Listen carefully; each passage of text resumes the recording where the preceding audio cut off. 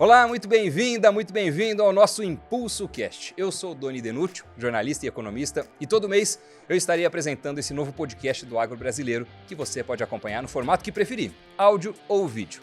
O tema desse segundo episódio do Impulso Cast é o café. E o nosso papo será dividido em 4 partes importantes para todo produtor. Bloco 1, sabor e qualidade. Bloco 2, as vantagens do café com certificação. Bloco 3, como ter sucesso no produto final. E bloco 4, a adoção de novas tecnologias. Para começar a nossa conversa, bora conhecer os convidados do programa? Hoje a gente recebe a Cristiane Leles Rezende de Vita. Ela é engenheira agrônoma pela Universidade Federal de Goiás, doutora em administração pela USP e pesquisadora do Pensa, que é o Centro de Conhecimento em Agronegócios. E quem está aqui com a gente também é o Gui Carvalho, uma referência em cafeicultura, produtor de cafés especiais, consultor agronômico há mais de 30 anos e um especialista em agronegócio do café pela Universidade do Café. Pessoal, que prazer ter vocês aqui. Cris, bem-vinda. Muito obrigada, é sempre um grande prazer falar sobre café, principalmente em tão boa companhia sua e do Gui Carvalho, amigo de longa data. Gui, que honra, meu caro, grande produtor, referência no universo do café. É isso aí, Doni. Eu que agradeço o convite da Bayer, o seu convite de vir cá conhecer a sua produtora. Nós já falamos à distância e está aqui do lado de uma grande amiga, que é a Cristiane também, é para mim uma grande alegria. Verdade, você já participou de outros conteúdos aqui, né? Do projeto Conteúdos Impulso Bayer, muito legal ver você agora pessoalmente, meu caro. Eu que agradeço. Bom, eu queria começar com uma pergunta que todo cafeicultor que está assistindo a gente agora ou ouvindo tem interesse em saber. Manejo. Quais são, para vocês, podemos começar com você, Gui, as principais práticas de manejo que podem influenciar na qualidade da bebida do café? Ô, Doni, o café, enquanto maduro, lá na planta, vermelhinho, ele tem um potencial para café especial. Aí que está o problema, quando você tira da planta e aí você tem que ter todo um manejo, todo um cuidado no preparo desse café, fazer tudo certo na hora certa, do jeito correto, para não perder esse potencial. Muitos produtores acreditam, e outros colegas técnicos, que você pode até otimizar através de fermentações, de métodos diferentes de preparo. Mas o mais importante é você não deixar perder. E isso depende só do cafeicultor e dos seus cuidados, dele ter estrutura para isso, né? E ele querer fazer esse café especial. Cris, qual que é a sua visão? Então, isso é tão interessante porque muitas vezes o produtor deixa o café estragar por besteira, por razões que ele poderia facilmente corrigir. Por exemplo, como o Gui falou, lá na árvore ele madurinho, né? Ele está perfeito, ele tem um potencial para ser um café especial. Mas daí se o produtor colhe, ensaca esse café, deixa no sol 3 horas com o saco fechado, o que vai acontecer? Esse café vai fermentar. A mesma coisa, se você coloca no terreiro, normalmente a primeira secagem é no terreiro. O café, não sei se você conhece o grão de café, mas ele tem muita gordura, ele tem uma casca, principalmente o café natural, não descascado, você tem que absorver toda aquela mucilagem. E se você coloca ele no terreiro com uma camada grossa, não mexe, o que vai acontecer? Com açúcar e sol, esse café vai fermentar. Isso é um grande defeito lá na frente. Outra coisa, às vezes o produtor começa a colheita sem considerar o ponto de maturação do café. Então, começa a colheita com a maior parte do café verde. Esse café tem que estar maduro para começar a colheita. Tem que ser uma pequena porcentagem de verde e não o contrário. Mas, às vezes, ele quer agilizar, quer resolver esse problema logo, né? Já contratou a colheitadeira e começa a colher com café verde. Isso é um grande problema lá na frente. Porque depois de colhido, você só pode fazer o máximo para preservar essa qualidade. Você não pode deixar ele estragar. Né? E tem esses vários cuidados que o produtor pode fazer sem custo adicional, sem muito trabalho, sem grandes investimentos. E olha só que interessante, o Brasil é o maior exportador de café no mercado mundial, ocupa a 2ª posição entre os países consumidores da bebida e a gente tem 1/3 da produção mundial de café. Esses todos são números do USDA, Departamento de Agricultura dos Estados Unidos, e mostram que o setor tem uma oportunidade imensa de diferenciação para agregar valor na hora de comercializar o produto. E diante desse cenário que eu pergunto, o que é que o produtor pode fazer para aproveitar isso? Exatamente, ele tem que primeiro querer fazer a qualidade, querer ganhar com essa qualidade.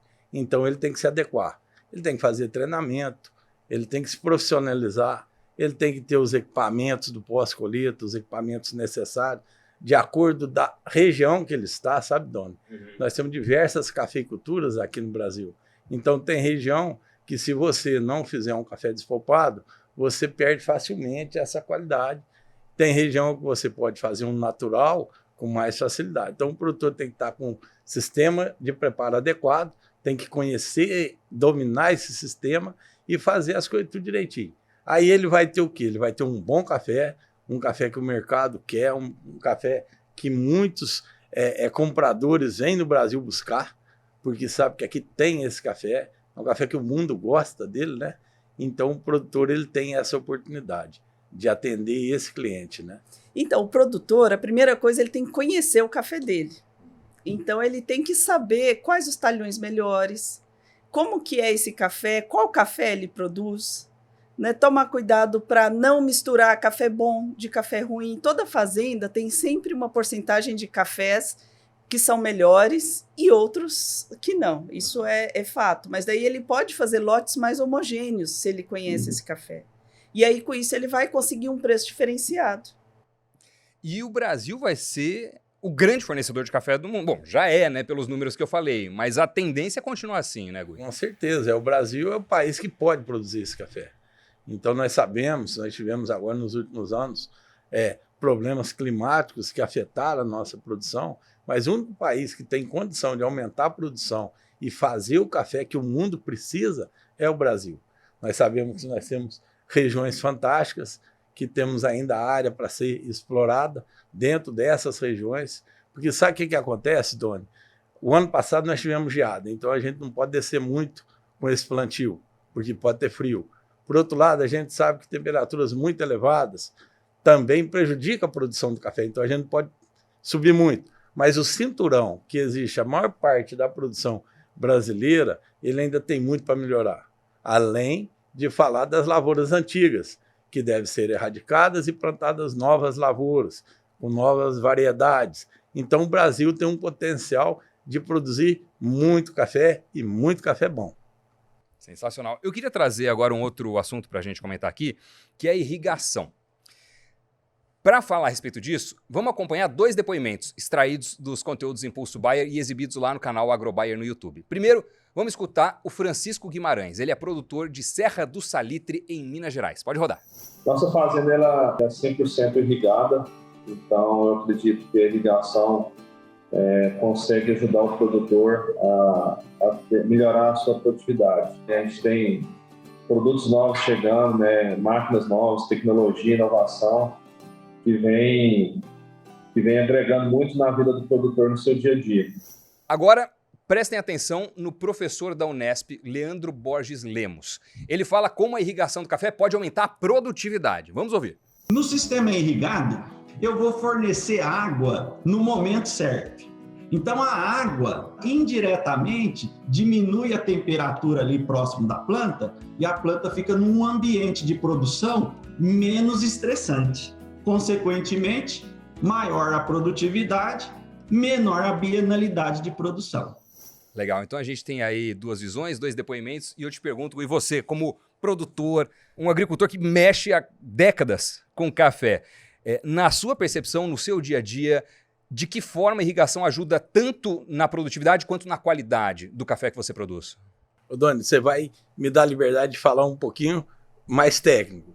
O cafeeiro ele tem algumas fases fenológicas, então ele tem a fase do florescimento, tem a fase do crescimento dos grãos, a fase da granação, e em determinados momentos fenológicos, se faltar água, sabe o que ele faz? Ele penaliza alguma coisa, ele abre mão de alguma coisa. Então, por exemplo, no florescimento, se faltar chuva, ele vai o quê? Ele vai jogar a folha fora, ele vai tentar segurar ao máximo aquele chumbinho, né? Para quê? Para garantir a perpetuação da sua espécie. Aí o que ele faz? Ele pode jogar também o chumbinho fora. Aquele grão, se ele segurar por muito tempo, ele pode fazer com que a peneira seja menor. Nós temos, inclusive, trabalho publicado, trabalho que eu fiz em parceria com a professora Paula Santini e outros professores no Instituto Federal, juntamente com os alunos, que mostra que o café irrigado garante um percentual maior de peneira 16 acima. e um percentual menor do grãozinho moca. O grãozinho moca é aquele que, ao invés de formar 2 grãozinhos, um ocupou sozinho o grão. Então, ele diminui também a produtividade. O café irrigado tem menos índice desse. Os nossos números foram levantados, foram publicados, depois fica à disposição. Legal. E lá na frente tem um outro momento importantíssimo para o café, que é o momento da granação, que a gente fala, que seria março, fevereiro, dependendo da região. Nesse momento, se faltar água ou faltar comida, o que faz? O café fica leve.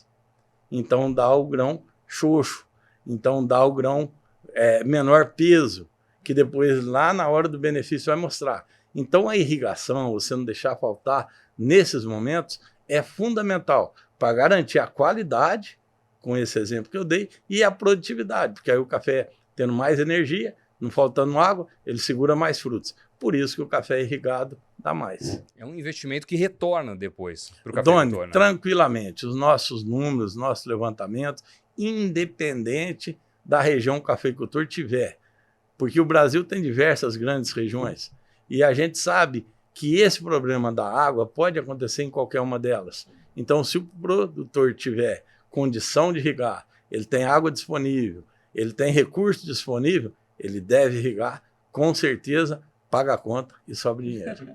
Posso Ô, Cris, completar? por favor, eu ia até perguntar, levantar a bola para você, que a irrigação, em certo sentido, ela reduz o risco climático. Exatamente isso que eu ia comentar. Então, o maior risco na agricultura que a gente tem é o risco climático, né? Como você sabe, a agricultura não é fábrica de parafuso, né? Você não tem as etapas padronizadas desse jeito. Você está a céu aberto, então você está sujeito aos intempéries, às condições climáticas. Então, o problema que a gente está tendo nesse ano, por exemplo, é justamente por falta de chuva. Então, teve um problema sério de redução na produção. E já é o terceiro ano que tem uma situação assim, difícil, né? Exatamente, porque sem a chuva, você obviamente reduz a produção. E como o Gui comentou um pouco antes, a média de produtividade no Brasil ainda é baixa, tem muito espaço para aumentar. E a irrigação é uma dessas tecnologias. Tem estudos que falam que a média aumenta em até 25%. Então, você tem uma margem grande para trabalhar aí. Então, nesse cenário que a gente está indo para o terceiro ano, onde o clima está sendo uma pedra no sapato aí do cafeicultor, o cafeicultor que está com a irrigação instalada em dia, sai na frente. Com certeza. Nós tivemos uma chuva em torno do dia 10 de agosto. Então, os produtores que eu acompanho, que têm irrigação, já pedi logo, completa a lâmina e daqui para frente não deixa faltar. Aí eu tive lá essa semana, em algumas áreas, semana passada, e sim, segurou tudo, uma perfeição de pegamento, e o café já está crescendo para outra safra. Enquanto, infelizmente, a área de sequeiro, o pouco de chumbinho que ela conseguiu segurar, ela está ali, passando uma baita sede, segurando desenvolvimento. Agora, ela está esperando a chuva. Aí sim, ela vai poder começar a crescer, enquanto que o outro já está crescendo. Uhum. A gente falou aqui sobre a qualidade da bebida, e antes de passar para o segundo bloco do nosso bate-papo, eu queria aproveitar para fazer um convite para você que está assistindo ou ouvindo a gente nesse momento. No próximo dia 5 de outubro, tem uma nova edição do Impulso Buyer Talks. Vai ser um eventaço sobre a cultura do café e exclusivo para quem é cliente Impulso Buyer a partir de 3 estrelas. E eu já antecipo, hein? Tá imperdível. O conteúdo vai ajudar a impulsionar o seu negócio através de uma nova visão de mercado, de tecnologias e de novos hábitos de consumo. Vale a pena participar. O encontro vai ser presencial lá em Uberlândia, Minas Gerais. E agora, retomando a nossa conversa, vamos passar para a segunda parte do papo, falar um pouco sobre as certificações do café. A gente sabe que o café é o produto agrícola brasileiro com maior número de indicações geográficas. E aí, eu queria perguntar como a denominação de origem, começando por você, Cris, pode trazer benefícios para a cafeicultura e para a promoção dos produtores brasileiros? Então, eu vou começar a minha resposta com uma pergunta. Você sabia que cada região produz um café diferente? Como no vinho, o café é muito influenciado pelo terroir. O que é terroir? As características da planta, mesmo sendo a mesma espécie, eu estou falando, né? Mesmo considerando a mesma espécie, arábica ou canéfora, em cada região você tem características diferentes. Você pega a mesma espécie, planta no sul, no sudeste, no centro-oeste, enfim. Cada uma vai ter. Vai ter um café. Isso, vai diferente. ter notas diferentes, né? Uhum. Então, no Brasil, os cafés são conhecidos pelas notas de chocolate, notas de caramelo. Então, isso você prova, claro, sem açúcar, sem leite, né? Da prova. Se você experimenta o café da forma correta, você vai perceber essas diferenças, né? As notas, como a gente chama. Então, e cada região vai ter uma particularidade diferente. Então, vai ter uma característica diferente. Por quê? Isso é influenciado pela variedade, são muitas as variedades de café que são plantadas, o tempo, o clima, né? O solo, o manejo, como que você fez, se é natural, se é descascado.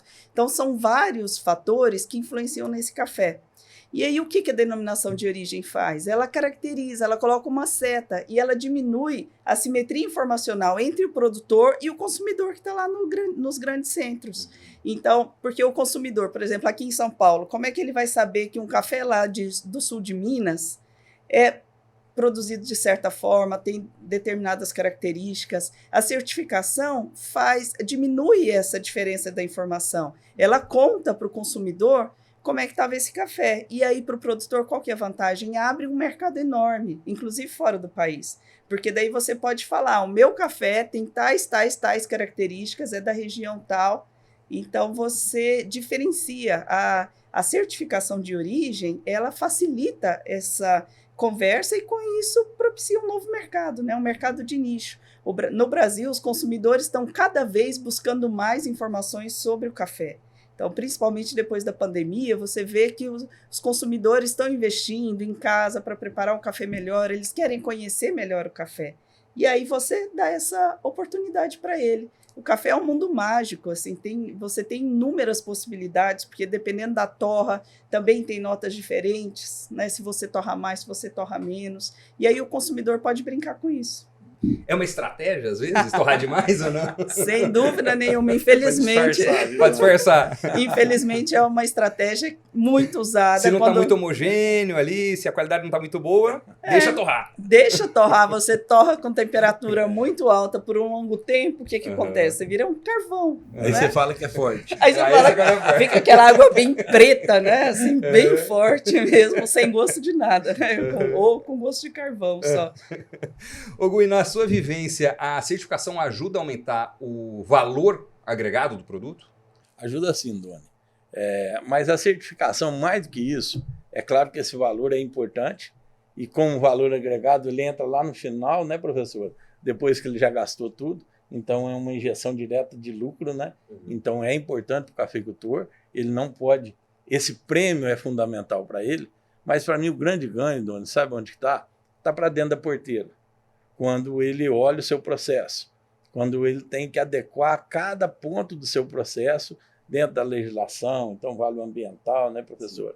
Vale o social, né? O Brasil tem muitas leis rígidas, e aí o produtor ele vai cuidar de cada uma delas para estar legal com a certificação, mas seu grande ganho é que ele está legal, né, na sua produção.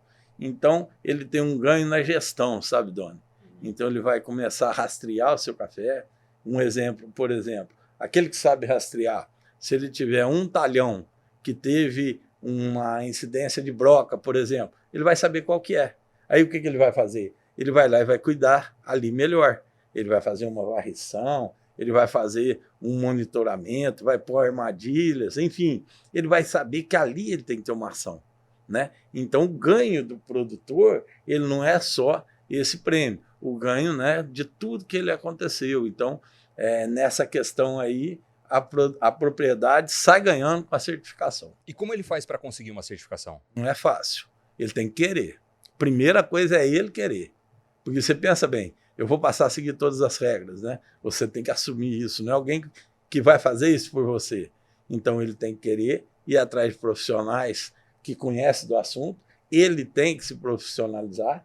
Então, ele vai pegar um consultor que entende daquilo, vai falar, aí você precisa de consertar, aí você tem que arrumar. Então, você tem, sei lá, você tem um depósito defensivo, que ele tem uma norma que ele tem que seguir para ser feito, aí ele vai buscar entender a norma, vai fazer esse depósito, mas o bacana é que ele não serve só para certificação. Você vê que tudo ali naquele depósito deveria ter realmente, né? Um lava-óleos, enfim, ele ganha no processo. Então, isso aí é muito bacana. Eu acho que a certificação é um futuro. Pela minha vontade, todos os produtores seriam certificados, tem diversas certificações, né, professora? Então, aquele que se identificar com aquela certificação, buscar alcançar. Isso aí, eu falo que a minha propriedade é certificada, isso aí dá para a gente um prazer. E a certificação é uma forma de você aproveitar aquele momento para corrigir coisinha que está ficando, sabe? Você tem um dia da prova, sabe, Doni? É o dia da auditoria, você passa por uma prova. Então, você tem que se preparar, tem que estudar um pouquinho mais, né, professor? Senão, não passa de ano. A gente até focou um pouco mais na questão da procedência, mas já que você levantou também essa questão, Gui, quais outras certificações tem que são interessantes para o cafeicultor saber? Você sabe que a cafeicultura ela é pioneira em diversas certificações. Então, o cafeicultor realmente é diferenciado. Você vai em qualquer fazenda, normalmente tem várias certificações na parede, né? Mas as certificações ambientais são as mais comuns. Então, a sustentabilidade ela tem 3 pilares: ambiental, social e financeiro.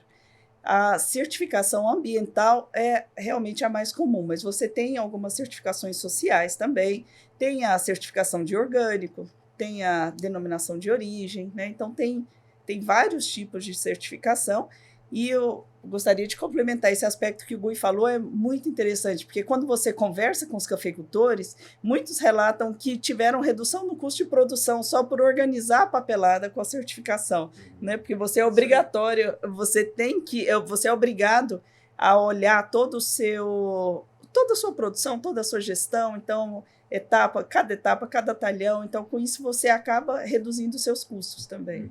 E o que um café precisa ter para ser especial, Gui? Então, boa pergunta, Doni. Para o café ser especial, na minha humilde opinião, o produtor tem que ser especial. Ele tem que querer garantir a qualidade daquele fruto que Deus já fez perfeito, né? Ele madurinho ali, ele é fantástico. Então, se ele quiser, ele se adequar, ele aprender como fazer, dominar os processos, né, professora? Ele vai alcançar, independente da região que ele está no Brasil. Ele pode estar no Paraná, pode estar em São Paulo, na Mogiana, pode estar no sul de Minas, no Cerrado, né? Cada região do Brasil é fantástico, né? São várias. Ele pode estar lá na Chapada Diamantina, na Bahia, e fazer cafés fantásticos. O Brasil é realmente um berço desse café. E nessa questão de origem, explorar exatamente isso. Eu tenho lá em Cabo Verde, lá na Fazenda Paraíso, eu estou na região vulcânica, que é uma região ali perto de Poás Caldas, né, que é o vulcão, e ali eles estão fazendo trabalho, pequenos produtores, associações, e assim caprichando muito, sabe, Doni? O pessoal fazendo um trabalho muito sério, um trabalho muito determinado, é aquele produtor pegando e fala assim, não, eu quero ganhar um concurso, então ele dobra o seu esforço. Com isso, melhora toda a qualidade de uma região inteira. Então isso é bacana. Legal.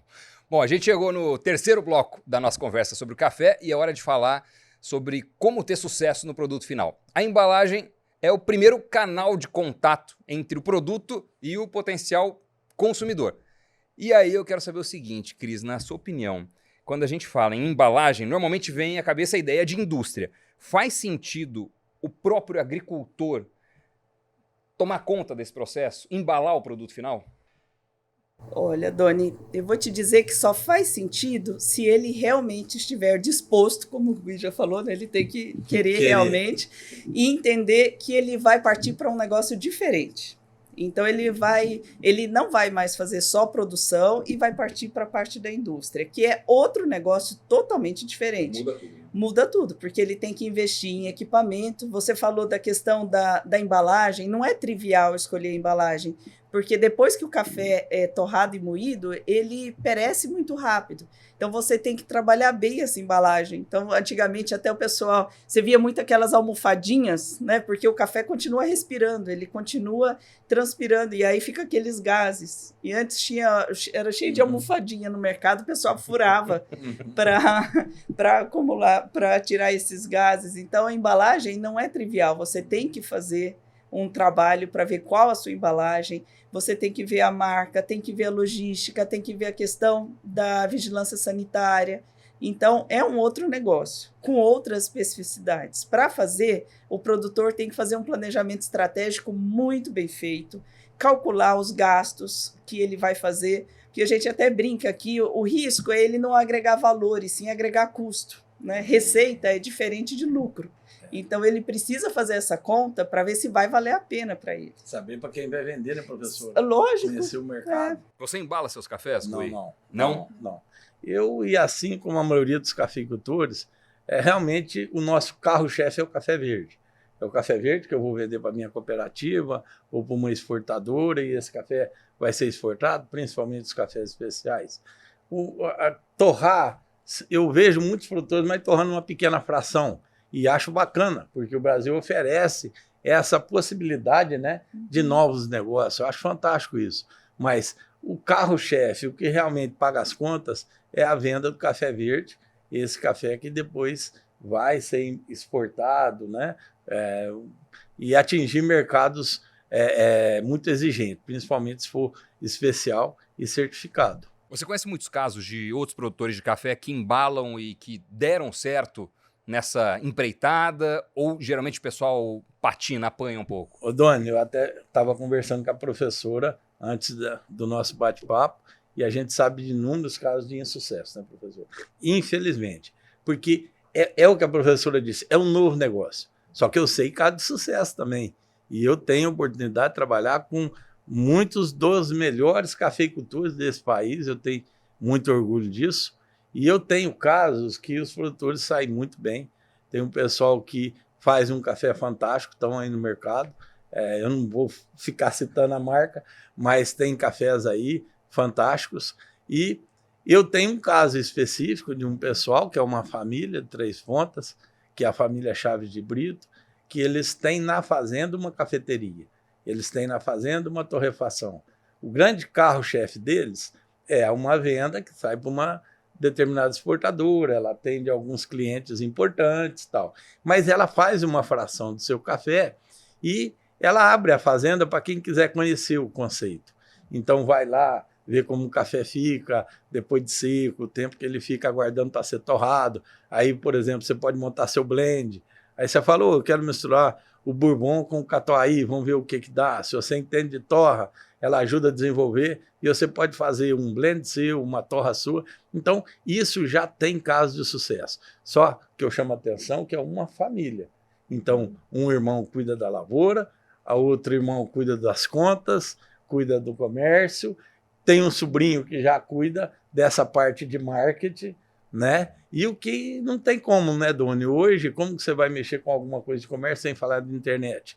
Então, ele cuida desse e-commerce da fazenda. Então, é um exemplo, é uma família, né? Família Fazenda Caxambu de Três Pontas. Uma operação complexa onde cada um está tocando uma parte do negócio. Cada um, né? tem que ser profissional ali, senão não dá certo. Posso complementar um Claro, ponto? O Gui lembrou, eu conheço muito, um grande amigo gaúcho, né? Isso, fui presidente da associação. O mundo do café é grande e pequeno ao mesmo tempo, porque a gente se conhece, todo mundo, né? Mas eu queria comentar um outro fato que o Gui lembrou, que é a questão do turismo rural, que o Brasil tem um potencial enorme para isso. Então, essa questão de torrar o café na fazenda faz muito sentido quando você se prepara para receber gente na sua fazenda, né? Então, é igual esse pessoal faz. E aí você... É uma oportunidade, principalmente para pequenas propriedades, né? Famílias que trabalham diretamente, elas podem receber e vender o café diretamente ali, mostrar, apresentar seu café. Então, é um caminho, o turismo rural ainda é pouco explorado no Brasil. A gente vê em outros países, né, que você viaja para fazer o roteiro, para ver provar determinados produtos. Isso ainda não existe no Brasil, mas é um caminho que pode ser explorado. No caso do produtor querer entrar na aventura de embalar o próprio café para comercializar, ele tem ajuda de associação, de cooperativa para isso? Olha, Doni, eu não conheço nenhuma iniciativa assim, mais em conjunto, sabe? Eu vejo só iniciativas particulares mesmo, né? Porque como que a professora disse, é um outro negócio, né? Então, e é difícil um negócio assim com muita gente, né? Agora, o que a gente vê por exemplo, um produtor que ele é fiel à sua cooperativa, e a sua cooperativa tem a marca que tem o café do produtor. Tá. E, inclusive, muitas vezes até torra um café daquela fazenda e vende aquele café diferenciado. Mas, fora disso, é mais iniciativa particular mesmo. você vê muitas parcerias entre a indústria torrefadora e determinada fazenda ou determinada associação, que daí faz uma linha daquela associação, daquele grupo de produtores. Isso é mais comum, porque um outro fato importante é que você precisa padronizar esse café quando vai vender. Então, se você, fazendeiro, vai torrar o seu café e vender para o consumidor, quando esse consumidor for comprar de novo, tem que ser o mesmo café, ou tem que ser pelo menos parecido, né? Não dá para mudar muito.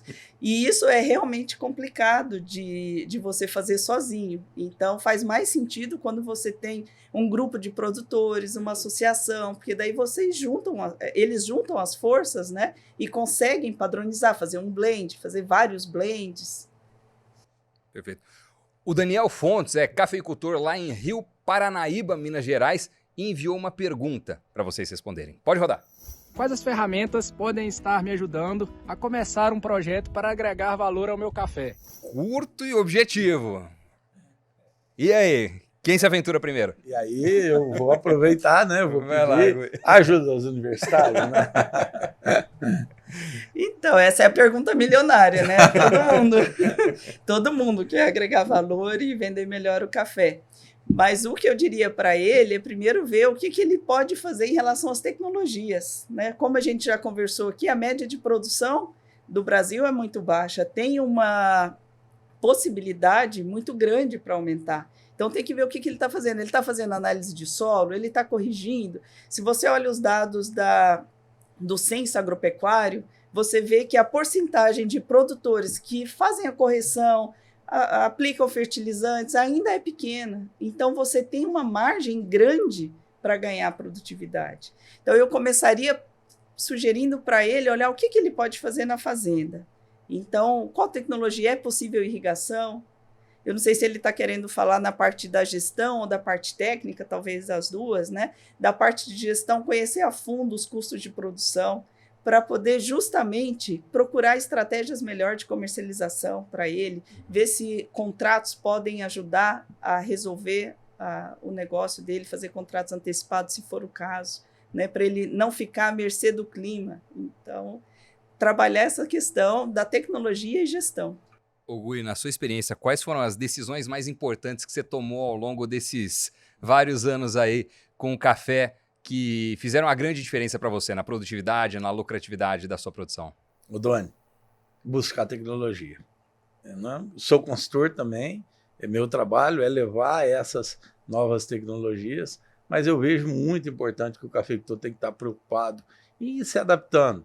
Nós temos mudança no clima, nós estamos assistindo isso, nós estamos vendo esses problemas climáticos, então o produtor, se ele tem possibilidade, por exemplo, de irrigar, ele tem que pensar no seu negócio outra vez. Lá atrás não precisou de irrigar. E se precisar agora? E se eu tenho água? E se eu tenho recurso? Por que não irrigar? Porque alguém falou que não funciona irrigação no sul de Minas, por exemplo, que irrigação é só para as regiões muito quentes, como norte de Minas, Bahia, né? Então, ele tem que estar revendo conceitos, sabe, Dona? Esse que é o bacana. Ele tem que rever o seu negócio, falar o que a professora falou, o que está faltando? Né? O que está faltando para melhorar a minha qualidade? O que está faltando para melhorar a minha produtividade? É isso, eu vou correr atrás. Então eu vou me adequar e aí sim eu dou um salto, eu vou lá na frente. O que não pode ficar é parado achando que está bom. Não, e legal que a gente já está entrando no quarto bloco, que é justamente a respeito desse tema que está sendo abordado aqui, né? A gente vai falar agora sobre novas tecnologias. Já começamos a tangenciar o tema. E eu queria entender um pouco mais de vocês nesse tópico. Qual que é a importância da adoção de novas tecnologias para um manejo eficiente do cafeeiro?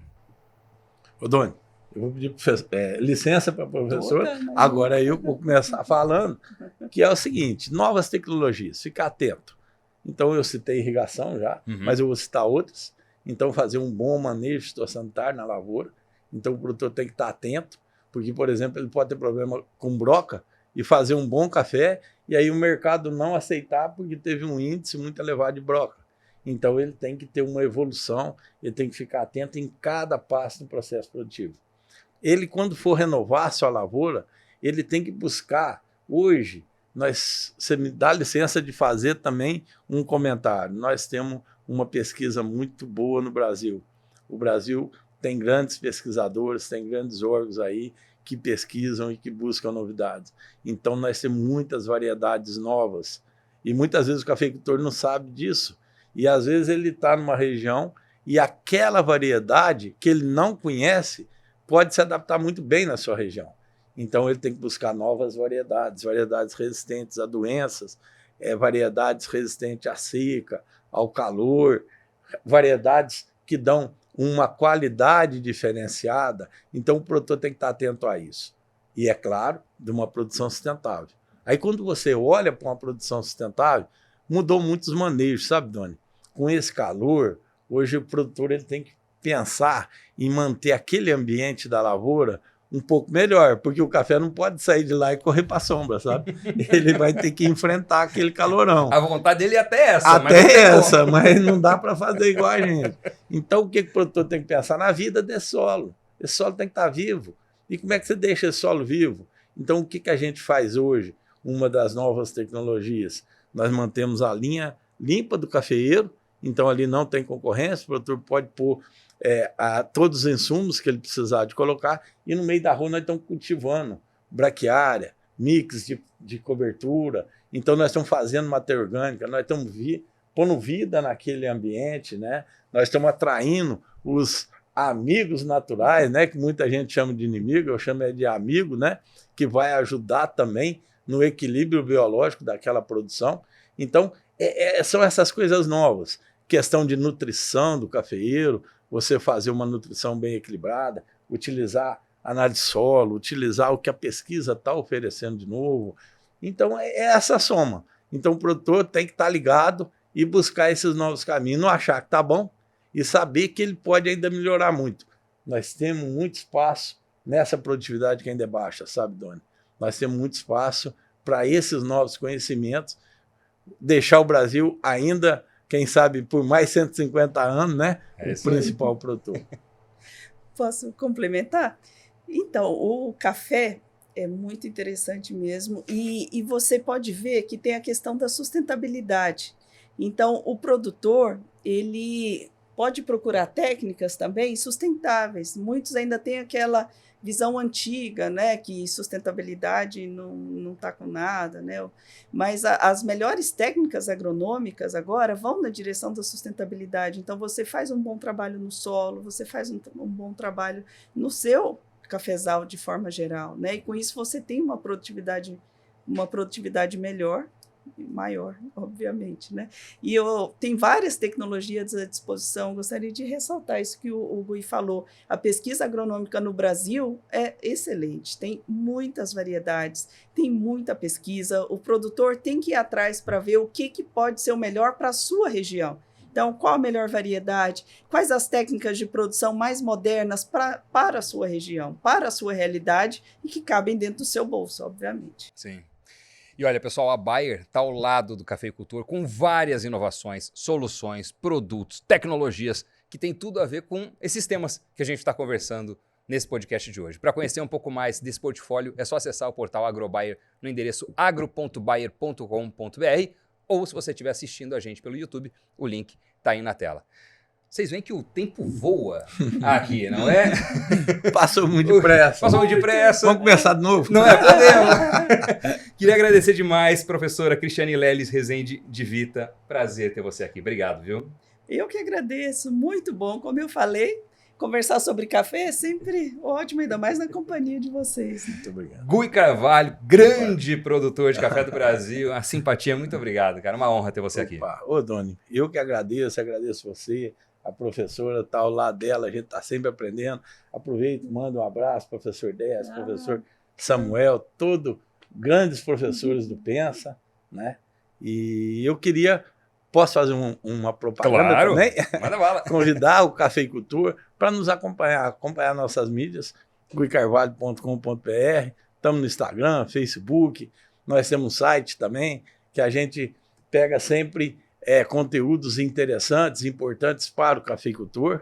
E temos também um canal no YouTube, que é o Papo de Cafeicultor, que a gente sempre traz novas tecnologias direto da pesquisa para os cafeicultores. Então eu convido você também para se inscrever lá, tá? Legal, boa. Ai, posso? Eu esqueci de fazer a propaganda. Vai lá. Posso também.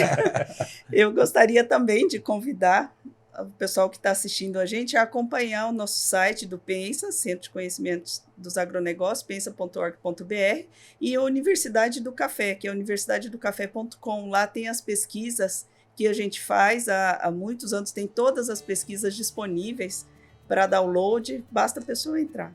Legal. Feitos os convites, vocês já estão convidados também a voltar aqui para um outro bate-papo. E eu queria agradecer demais a você, produtor, produtora, que nos acompanhou nesse segundo episódio. Vale destacar que o Impulso Cast, que você pode tanto assistir quanto ouvir, né? Escolher o formato de vídeo ou de áudio, ganhou essa nova linguagem, esse novo formato, para trazer informações de qualidade e que vão te ajudar na tomada de decisão. E reforçar um ponto, hein? Bota aí na sua agenda, dia 5 de outubro tem Impulso Buyer Talks sobre o café. Evento presencial em Uberlândia, para quem é cliente Impulso Buyer a partir de 3 estrelas e que vai contribuir muito, muito para impulsionar o seu negócio. As vagas são limitadas, mas a gente ainda tem algumas disponíveis.